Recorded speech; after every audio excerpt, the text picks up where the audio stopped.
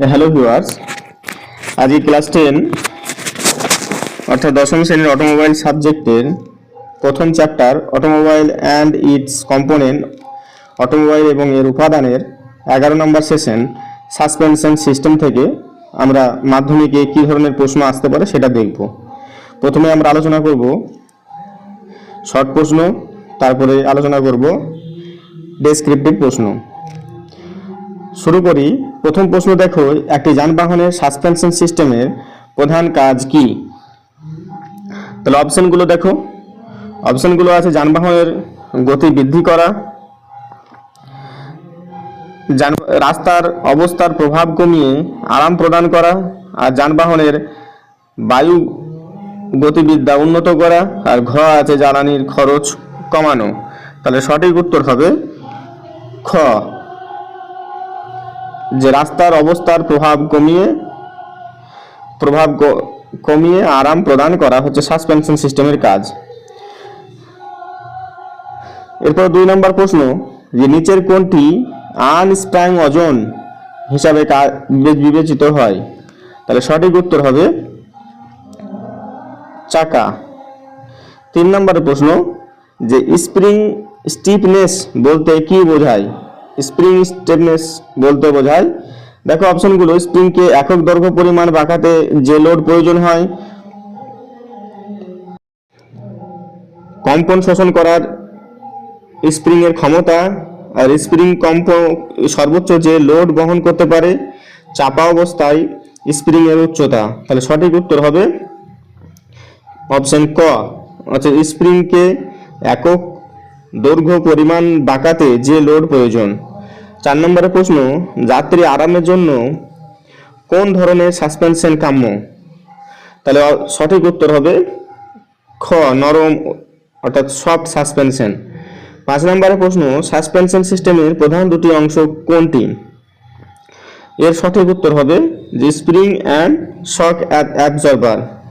এরপরে 6 নম্বরের প্রশ্ন, শক অ্যাবজর্বারের প্রধান কাজ কি? গাড়ির গতি বৃদ্ধি করা, না স্প্রিং এর কম্পন নিয়ন্ত্রণ করা, না জ্বালানি সাশ্রয় করা, না স্টিয়ারিং নিয়ন্ত্রণ করা। তাহলে সঠিক উত্তর হবে অপশন খ হবে সঠিক উত্তর, যে স্প্রিং এর কম্পন নিয়ন্ত্রণ করা। এরপরে কোন ধরনের স্প্রিং সাধারণত ভারী যানবাহনে ব্যবহৃত হয়? তাহলে এটা সঠিক উত্তর হবে 7 নম্বরের সঠিক উত্তর হবে খ, লিফট স্প্রিং। স্বাধীন সাসপেনশন অর্থাৎ ইন্ডিপেন্ডেন্ট সাসপেনশনের একটি সুবিধা কি? তাহলে এটা 8 নম্বরের সঠিক উত্তর হবে গ, ভালো রাইড কমফোর্ট প্রদান করে। সাসপেনশন সিস্টেমের কারণে নিচের কোনটি উন্নত হয়? 9 সঠিক উত্তর হবে খ, যাত্রীর আরাম ও গাড়ির স্থিতিশীলতা। 10 উত্তর হবে, দেখো কোন অংশটি আনস্প্রাং ওজনের অন্তর্ভুক্ত? তাহলে এর সঠিক উত্তর হবে গ, চাকা ও ব্রেক ড্রাম। তোমরা একটু উত্তরের সঙ্গে সঙ্গে অন্যান্য যে অপশনগুলো আছে সেগুলো একটু দেখে নেবে, তাহলে তোমাদের মনে থাকবে বেশি। এরপরে দেখো সংক্ষেপে লেখো একটি বাক্যে উত্তর। যে যদি বলা হয় সাসপেনশন সিস্টেম কি, তাহলে বলবে সাসপেনশন সিস্টেম হলো এমন একটি ব্যবস্থা যা রাস্তার ধাক্কা শোষণ করে যাত্রীকে আরাম নিশ্চিত করে। সাসপেনশন সিস্টেমের প্রধান কাজ কি? সাসপেনশন সিস্টেমের মূলত প্রধান কাজ হলো যে ঝাঁকুনি কমানো, রাস্তার স্থিতিশীলতা বজায় রাখা। 3 নম্বর, স্প্রিং এর কাজ কি? স্প্রিং ধাক্কার শোষণ করে গাড়িকে সমর্থন দেয়। এরপরে শক অ্যাবজর্বারের কাজ কি? শক অ্যাবজর্বারের কাজ হচ্ছে স্প্রিং এর দোলন নিয়ন্ত্রণ করা। এরপরে 5 নম্বরের প্রশ্ন, যে আনস্প্রাং ওজন বলতে কি বোঝায়? আনস্প্রাং ওজন বলতে বোঝায় যে চাকা ও অ্যাক্সেলের মতো সাসপেনশনের নিচের অংশের ওজনকে আনস্প্রাং ওজন বলা হয়। 6 নম্বরের প্রশ্ন, কোন সাসপেনশন যাত্রী আরামের জন্য উপযুক্ত? নরম বা সফট সাসপেনশন যাত্রী আরামের জন্য উপযুক্ত। এরপরে 7 নম্বরের প্রশ্ন, যে লিফট স্প্রিং সাধারণত কোথায় ব্যবহৃত হয়? লিফট স্প্রিং সাধারণত ভারী যানবাহনে ব্যবহৃত হয়। এরপর 8 নম্বরের ইন্ডিপেন্ডেন্ট সাসপেনশনের সুবিধা কি? ইন্ডিপেন্ডেন্ট সাসপেনশন ভালো রাইড কমফোর্ট প্রদান করে। 9 নম্বরের প্রশ্ন, সাসপেনশন সিস্টেমে গাড়ির কোন বিষয় উন্নত করে? সাসপেনশন সিস্টেমে গাড়ির স্থিতিশীলতা ও নিয়ন্ত্রণ উন্নত করে। 10 নম্বর, যে শক অ্যাবজর্বার না থাকলে কি হবে? শক অ্যাবজর্বার না থাকলে গাড়ির অতিরিক্ত দুলতে থাকবে। এবার শূন্যস্থান প্রশ্ন, দেখো পরে স্প্রিং ও শক অ্যাবজর্বার হলো সাসপেনশন সিস্টেমের প্রধান অংশ। তারপরে চাকা ও ব্রেক ড্রামকে ড্যাশ ওজন বলা হয়, আনস্প্রাং ওজন বলা হয়। এরপরে যাত্রী আরামের জন্য সাধারণত ড্যাশ সাসপেনশন ব্যবহার করা হয়, নরম সাসপেনশন ব্যবহার করা হয়। এরপর shock absorber spring a dash নিয়ন্ত্রণ করে, কি নিয়ন্ত্রণ করে? দোলন। তারপরে ভারী যানবাহনে সাধারণত ড্যাশ স্প্রিং ব্যবহৃত হয়, লিফট স্প্রিং ব্যবহৃত হয়। ইন্ডিপেন্ডেন্ট সাসপেনশন ভালো ড্যাশ প্রদান করে, রাইড কমফোর্ট প্রদান করে। 8 নম্বরের প্রশ্ন, সাসপেনশন সিস্টেমে গাড়ির ড্যাশ বজায় রাখতে সাহায্য করে, স্থিতিশীলতা বজায় রাখতে সাহায্য করে। এরপরে 9 নম্বরের প্রশ্ন, যে স্প্রিং স্টিফনেস বলতে স্প্রিংকে একক দৈর্ঘ্য বাঁকাতে প্রয়োজনীয় ড্যাশ বোঝায়, লোড বোঝায়। তারপরে সাসপেনশন সিস্টেম না থাকলে গাড়িতে অতিরিক্ত কি হতো? ঝাঁকুনি সৃষ্টি হতো। এরপরে সত্য মিথ্যা, যে সাসপেনশন সিস্টেম রাস্তার ধাক্কা শোষণ করে, তাহলে এটা হবে সত্য। শক অ্যাবজর্বার স্প্রিং এর দোলন নিয়ন্ত্রণ করে, এটা হবে সত্য। চাকা ও ব্রেক ড্রাম স্প্রাং ওজনের অন্তর্ভুক্ত, মিথ্যা। তারপরে যাত্রী আরামের জন্য শক্ত বা হার্ড সাসপেনশন ব্যবহার করা হয়, মিথ্যা।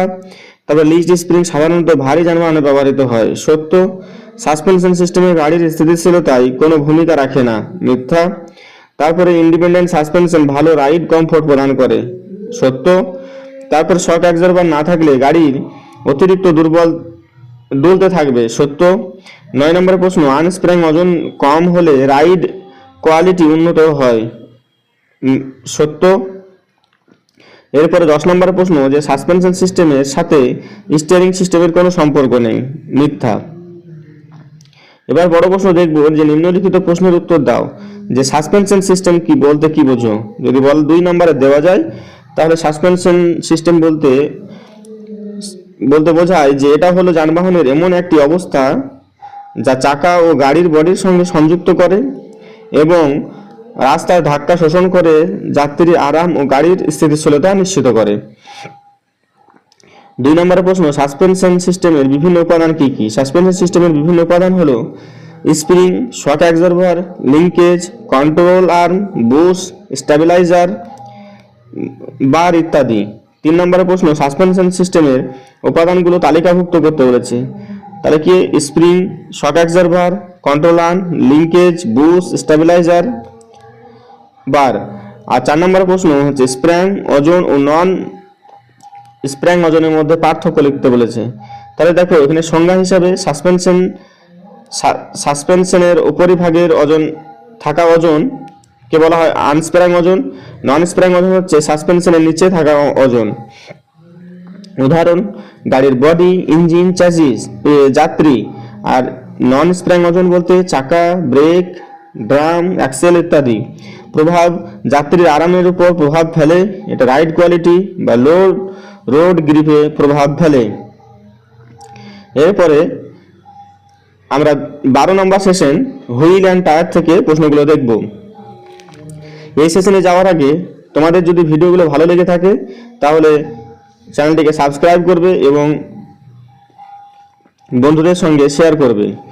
এবং আগের ভিডিওগুলো তোমরা যদি দেখতে চাও তাহলে ডেসক্রিপশনে লিংক দেওয়া আছে, সেখান থেকে তোমরা দেখতে পারো।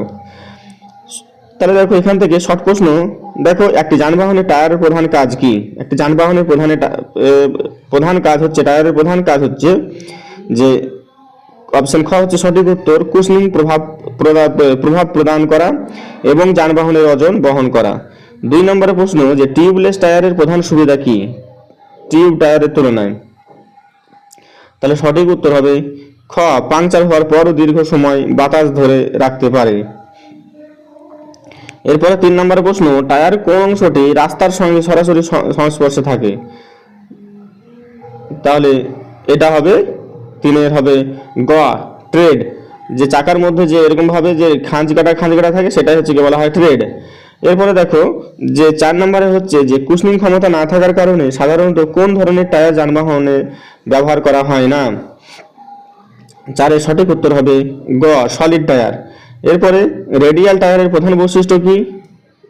5 হচ্ছে সঠিক উত্তর হচ্ছে 5 গ, যে এতে কোনো ট্রেড থাকে না। রেডিয়াল টায়ারের প্রধান বৈশিষ্ট্য, এতে কোনো ট্রেড থাকে না। এরপরে 6 নম্বরে যে টায়ারের বিডের কাজ কি, টায়ারের বিডের কাজ, 6 এর সঠিক উত্তর হবে খ, টায়ারকে রিমের সাথে দৃঢ়ভাবে আটকানো।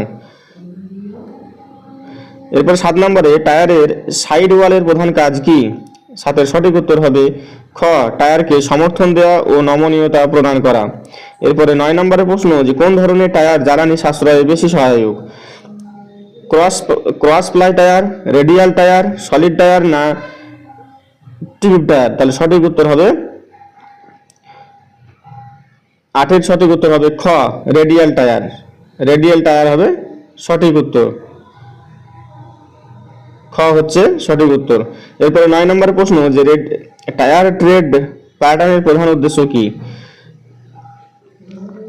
এর প্রধান উদ্দেশ্য হচ্ছে 9 এর সঠিক উত্তর হবে খ, রাস্তার সঙ্গে গ্রিপ ও ট্র্যাকশন বৃদ্ধি করা।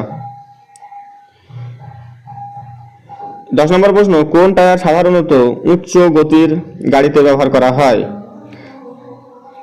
তাহলে 10 এর সঠিক উত্তর হবে গ, রেডিয়াল টায়ার। এরপরে সংক্ষেপে লেখো প্রশ্নের উত্তর, যে একটি বাক্যের উত্তর হবে টায়ার কি। যদি বলা হয় টায়ার কি, তাহলে এর সঠিক উত্তর হবে টায়ার হলো চাকার চারপাশে লাগানো রাবারের আবরণ যা গাড়ির ওজন বহন করে ও রাস্তার সঙ্গে গ্রিপ প্রদান করে। এরপরে 2 নম্বর প্রশ্ন টায়ারের প্রধান কাজ কি, টায়ারের প্রধান কাজ হলো যানবাহনের ওজন বহন করা ও কুশনিং প্রভাব প্রদান করা। এরপরে টিউবলেস টায়ারের সুবিধা কি, টিউবলেস টায়ার পাংচার হলেও দীর্ঘ সময় বাতাস ধরে রাখতে পারে। এরপর 4 নম্বর প্রশ্ন টায়ারের কোন অংশ রাস্তার সঙ্গে সরাসরি সংস্পর্শে থাকে, সেটা হচ্ছে রাস্তা টায়ারের ট্রেড অংশ। বিড এর কাজ কি, বিডি টায়ারকে রিমের সঙ্গে দৃঢ়ভাবে আটকে রাখে। 6 নম্বরের প্রশ্ন সাইড ওয়ালের কাজ কি, সাইড ওয়াল টায়ারকে সমর্থন ও নমনীয়তা প্রদান করে। 7 নম্বরে রেডিয়াল টায়ার কি, রেডিয়াল টায়ার হলো এমন এক টায়ার যার কর্ডগুলো কেন্দ্র থেকে রেডিয়াল ভাবে বিন্যস্ত থাকে। সলিড টায়ার কেন গাড়িতে কম ব্যবহৃত হয়, আর সলিড টায়ার কুশনিং না থাকায় আরাম কম হয়। 9 নম্বর প্রশ্ন যে ট্রেড প্যাটার্নের উদ্দেশ্য কি, ট্রেড প্যাটার্ন রাস্তার সঙ্গে গ্রিপ ও ট্র্যাকশন বাড়ায়। 10 নম্বর কোন টায়ার জ্বালানি সাশ্রয়কে সহায়ক, রেডিয়াল টায়ার জ্বালানি সাশ্রয়ে সহায়ক। রেডিয়াল টায়ার বলতে যেখানে যে টায়ারে ট্রেড থাকে না। এরপরে শূন্যস্থান যে টায়ার যানবাহনের ওজন বহন করে এবং রাস্তার সাথে ভালো ড্যাশ প্রদান করে, গ্রিপ প্রদান করে। এরপরে টায়ারের যে অংশটি রাস্তার সাথে সরাসরি সংস্পর্শে থাকে তাকে বলা হয় ট্রেড। টিউবলেস টায়ার পাঞ্চার হলে দীর্ঘ সময় বাতাস ধরে রাখতে সাহায্য করে। এরপরে টায়ারের বিড অংশটি টায়ারকে ড্যাশ মানে রিম এর সাথে দৃঢ়ভাবে আটকায়। টায়ার সাইড ওয়াল টায়ারকে সমর্থন ও নমনীয়তা প্রদান করে। কর্ডগুলো রেডিয়াল ভাবে সাজানো থাকলে সেই টায়ারকে রেডিয়াল টায়ার বলা হয়। তারপরে কুশনিং ক্ষমতা না থাকার কারণে ড্যাশ টায়ার সাধারণত গাড়িতে ব্যবহৃত হয় না, সেটা হচ্ছে সলিড টায়ার। এরপরে 8 নম্বরের প্রশ্ন ট্রেড প্যাটার্ন রাস্তার সাথে ড্যাশ বৃদ্ধি করে, সেটা হচ্ছে ট্র্যাকশন। টায়ারের সঠিক বাতাসের চাপ বজায় রাখলে টায়ারের ড্যাশ বৃদ্ধি পায়, সেটা হচ্ছে আয়ু বৃদ্ধি পায়। 10 নম্বরের প্রশ্ন রেডিয়াল টায়ার জ্বালানি ড্যাশে সহায়ক, সাশ্রয় সহায়ক। এরপর সত্য মিথ্যা দেখব যে টায়ার যানবাহনের ওজন বহন করে।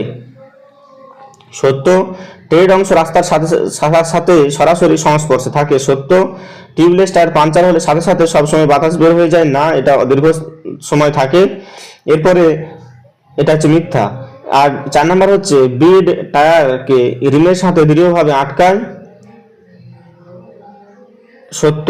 সলিড টায়ার সাথে কুশনিং পাওয়া যায়, সলিড টায়ারে ভালো কুশনিং পাওয়া যায়, মিথ্যা। রেডিয়াল টায়ার জ্বালানি সাশ্রয় সহায়ক, সত্য।